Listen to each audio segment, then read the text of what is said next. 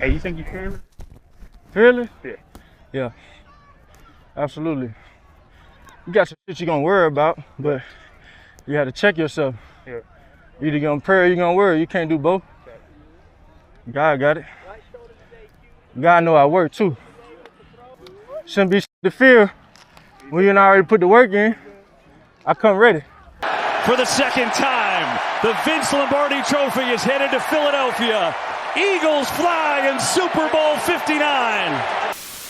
This is the biggest takeaways from Super Bowl 59, and man, what a game. The Philadelphia Eagles are officially this year's NFL Super Bowl champions, their second Super Bowl in franchise history. A great game offensively and defensively. Jalen Hurts, he definitely earned that MVP. All the criticism, people acting like he didn't play great in Super Bowl 57, which he did. If the Eagles would have won that, he would have won MVP in that game. And I know this season has been a testament to the greatness of Saquon Barkley, the offensive line, him having arguably the best season a running back has ever had in NFL history, and capping that off with a Super Bowl and Offensive Player of the Year. But in this game, Jalen Hurts, he showed why he is their franchise quarterback, having 293 total yards of offense, 3 total touchdowns, 2 passing, 1 rushing. He was poised. Besides that interception, he pretty much had a flawless game, and it was a testament to how even-keeled he is, never too high, never too low. And you saw that as a result. The whole team, the defense absolutely demolished the Kansas City's offensive line. Patrick Mahomes was unable to do anything. It was really like flashes of Super Bowl 55 when the Tampa Bay Buccaneers pass rush destroyed the Chiefs in that game. It looked the exact same, maybe even worse in this game, I would say. And this might have been the worst start in Patrick Mahomes' career. Talk about the interception that Zach Bond had right before halftime, then the pick 6 Cooper DeJean had before that. The Philadelphia Eagles had 6 total sacks in a game, 3 sacks in the first half and 3 in the second half. Only 23 total yards of offense in the first half for the Chiefs and only 1 first down. Yeah, that's crazy work. But the Eagles defense, it's been amazing the entire year. All of the weapons offensively, but defensively as well too. Jalen Carter in his second year already having a Super Bowl now. Having Zach Bond, who was picked up from the Saints, Cooper DeJean drafted in the second round, Quinyon Mitchell drafted in the first round, Darius Slay Jr. been there for years, Nolan Smith, Josh Sweat, all the weapons that they have in Philadelphia on the defense and on the offense as well. They just really came together as a team, and it's a testament to Nick Sirianni, the type of coaching that he has done this year. Vic Fangio being the amazing defensive coordinator that he was in his first season as the Eagles DC, and Kellen Moore, who was known to be a pass-first offensive coordinator, came from the Cowboys, came from the Chargers, and now in his first year, and now in his first and own year with the Eagles, I think a Super Bowl as an offensive coordinator, and likely ahead of him being the head coach of the New Orleans Saints. So this Eagles team, they just played great. Jalen Hurts had a really good game, and Saquon Barkley, you already knew going into the game they were going to stack the box in Kansas City with that defense. So really the game plan was to prove if Jalen Hurts could beat them. And like we saw in Super Bowl 57, I know they lost to the Chiefs in that game, but Jalen Hurts had a phenomenal performance then, and he had a phenomenal performance in this game in Super Bowl 59. And this time it was enough, and they demolished the Chiefs, winning 40-22. And really it was way more decisive than that, and the final score was deceiving. There's a reason why a three-peat has not happened in the Super Bowl before. It is so hard to do in the NFL, and I don't think, in my opinion, that we'll see it happen. And a lot of people were mad at me on my Instagram story posting this, saying that Mahomes is not on Tom Brady's level yet. Right now he is not. Yes, he's more talented, more skilled than Brady was. Do not have this conversation right now, guys. It's not even close, in my opinion. It's too premature. Brady is still the GOAT. Mahomes, obviously no one would have probably done great against that pass rush. I'm not saying Brady would have, but come on, guys. There's levels to it, and we shouldn't have that conversation right now. The Eagles, they had a phenomenal game, and we're really going to focus on that in this video. And what this means for not only the Eagles going forward, because they have a chance, not going to lie, to repeat next year, because this is just the first year with Saquon Barkley on the offense. Of course, they're going to be looking for a new offensive coordinator, but they're going to have a lot of weapons returning. So it's going to be an interesting and compelling conversation with that end, but also with the Chiefs, and how they're going to be able to bring reinforcements to strengthen their offensive line, have more weapons offensively, and to get more continuity to try to get back on top. But man, it was definitely a fascinating Super Bowl. But with that being said though, guys, make sure you hit the like button and subscribe and turn on post notifications. You know what we post about here, videos about the NBA, NFL, Marvel, DC, pop culture, all types of content and things of that nature. Follow me on Instagram and Twitter at SwaggyRuss, and also on TikTok at SwaggyRuss02 for cooking videos, shorts, reels, all types of things like that. With that being said, let's break down the biggest takeaways from Super Bowl 59.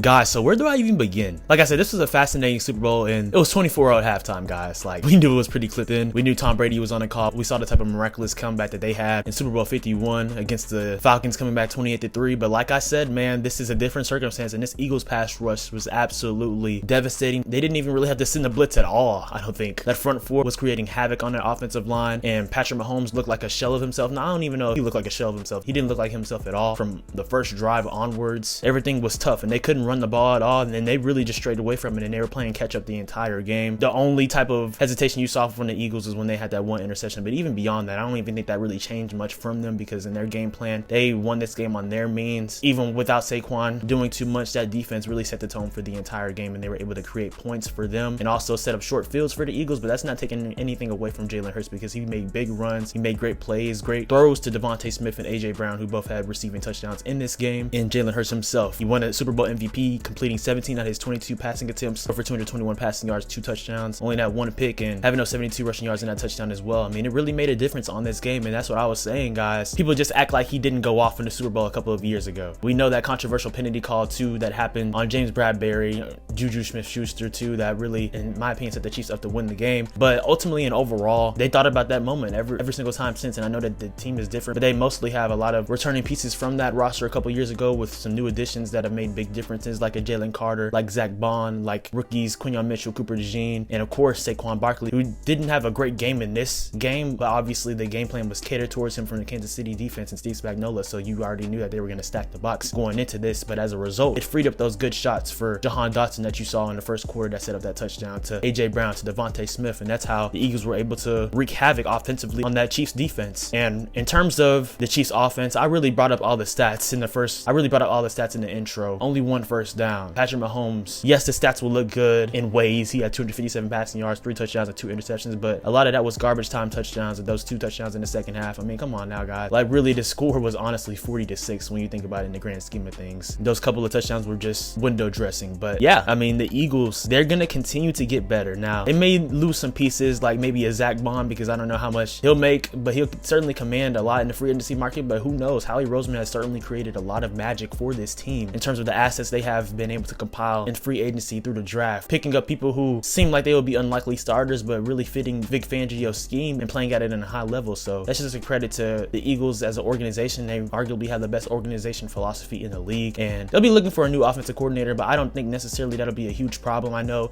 the coordinator type of thing was a problem in the 2023-24 season, but they still will have Vic Fangio, and looking for a new OC. Jalen Hurts has been learning new offenses really every single season of his career, if you think about it in the grand scheme of things. So I think that they'll be able to adjust and potentially have a chance to have a real title defense. But this team, make no mistake about it, they earned every step of the way. I know like a team like the Lions lost to the Commanders, but I think even if the Lions would have played the Eagles in the NFC Championship, say that, and if the Eagles had to play on the road, I still would have probably picked the Eagles in this game just because of how battle tested they've been. Yeah, it's gonna be compelling next season to see how they come back as well. But Jalen Hurts, we have to give him his props and his credit. I know a lot of people probably have pooped on him a lot this year, of course, because Saquon Barkley, he has been the focal point of the offense. The running game has been top tier. Him having a 2,000 rushing yards season and having the most rushing yards playoffs and regular season combined of all time, and winning Offensive Player of the Year. But Jalen Hurts, he had really his best 2 games of the season in the Super Bowl and in the NFC Championship game this year. So I'm just happy for him. He's from the Houston area, as I am as well, and of course a God-fearing man. I mean, he definitely deserves this, and never too high, never too low. There's been a lot of flack about him, especially people questioning if he's a top 10 level quarterback. I definitely think he's like a top 6 to 7 quarterback, because of course you have Mahomes in the big 4 and stuff like that, with Josh Allen, Joe Burrow, and Lamar Jackson. And I guess you put Jaden Daniels in that list too, the type of rookie year he had, but I think Jalen Hurts is right on that level as well too. So 2 behind those 4 to 5 quarterbacks. So he just earned it. He has what those other quarterbacks don't besides Mahomes, and he has a Super Bowl MVP and a Super Bowl trophy. He beat the team that beat him a couple years ago. So it's just all props to that team from the Eagles standpoint. And Nick Sirianni deserves a lot of credit too. He received a lot of flack, a lot of people questioning his philosophy and his coaching style. But in his 4 years as an Eagles head coach, he's made the playoffs every single season, has made 2 NFC Championship games, has made the Super Bowl twice, and now he's a Super Bowl champion. And he has a 48-20 record as a head coach. So the numbers don't lie, the stats don't lie, and the weapons and players don't lie. And they still have a lot of people locked up for the future. I think it's safe to say, I wouldn't be surprised if a lot of people think that the Eagles can repeat or they'll get another Super Bowl in the next few years, because their roster is certainly set up to have success in the long run. Only time will tell, but I'm just happy for him in that aspect. But switching sides to the Kansas City Chiefs, I know no one feels bad for them, and really we shouldn't, because there's been a lot of hesitations about this team in terms of all the one-score victories that they had this year and how things went there. And looking at it from a football standpoint, obviously the Eagles were the better team. I know I picked the Chiefs in the Super Bowl video I created, and that was only because of the whole Mahomes factor and had given that type of respect to not betting against him. But I even acknowledged and knew that the Eagles had a better roster. But it really exposed that this is a flawed football team. It looked like how they were in the 2020-21 season. That offensive line was being rushed up by a dominant defense, and they're going to have to really fill out a lot spot there, whether it's the draft, whether it's free agency. Also, really finding a true number one wide receiver. Obviously, we know Rashee Rice got hurt earlier in the year and he was playing at a high level before he got injured, but really having some more security there. And then really the running game, a question mark there. I know Pacheco, he's been good for them throughout the 3 years that he has been there, has contributed to 2 Super Bowls, but are you going to try to look for a more explosive or lethal running back? Who knows? But the Chiefs will certainly have to look at themselves in the mirror and see if they have enough, think that they have enough. But I know who had enough, and it was the Philadelphia Eagles, and they earned this win. They earned this title. It was a dominant win, and really, in my opinion, the score was 40-6. It was not 40-22 because, like I said, that was just like garbage time points that the Chiefs put up. It was really just for no purpose, in my opinion, besides the final scoreboard. But yeah, the Eagles, they earned this win. Saquon Barkley, the best probably free agent signing in NFL history, at least one of them for sure, has really helped transform this team. Defensively, the team was super potent, and they earned this victory in Philadelphia, and they have their second Super Bowl in franchise history. So yeah, guys, that's the end of the 2024-25 NFL season. I want to say thank you so much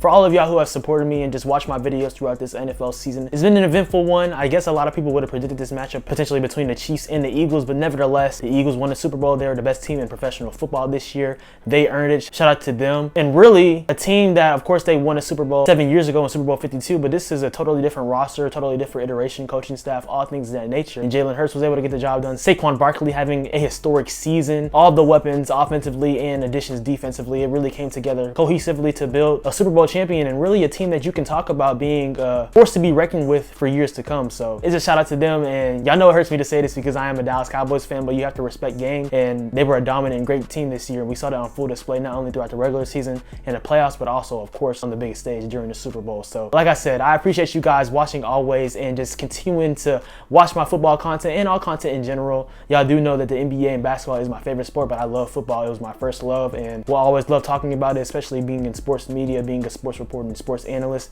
Going to continue to analyze and break that stuff down. And as we come to the NFL offseason, there's going to be a lot of storylines to talk about then. We have free agency upcoming. We'll have the NFL draft, and we'll have potential videos about different prospects and things of that nature too, leading towards that, and also free agent additions that we will see soon in March. So don't be worried. There's going to be a lot of football content to come, intertwined with the NBA season as it ramps up, because that's where my eyes are fully focused right now, but I will still continue to cover the NFL too. So yeah, like I said, guys, I love all of y'all, and thank you for your support always. And I love making these videos. It's always a blessing, and we got a lot more on the way, so stay tuned for sure. Yes, sir. I appreciate you guys watching always. Make sure to like, comment, subscribe, and turn on post notifications. Follow me on Instagram and Twitter at SwaggyRuss, on TikTok at SwaggyRuss02, all over social media. We can discuss sports, all things of that nature, or just in general life, because I'm always here for y'all as well. So yeah, y'all be blessed. Like I said, stay tuned for more videos. Know that you have purpose. God loves you. You are here for a reason, not by an accident, not by mistake. We're all here for a reason. We have purpose. So continue to seek God first. Know that He has great plans for you and your life. Continue to be legendary. Continue to be great. You are loved. You are chosen. Y'all be blessed. Y'all have a good one.